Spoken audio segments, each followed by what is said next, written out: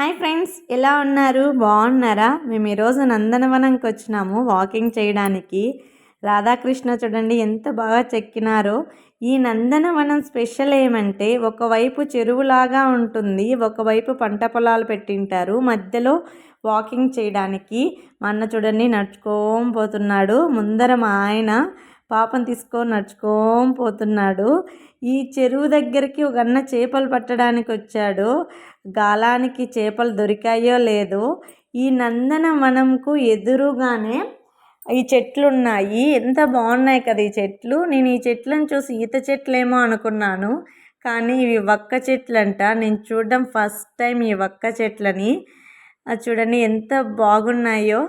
మీరు first time చూస్తున్నట్లయితే comment చేయండి ఫ్రెండ్స్ వక్క చెట్లని. అలాగే సబ్స్క్రైబ్ చేసుకోండి ప్లీజ్ ఫ్రెండ్స్. బాయ్.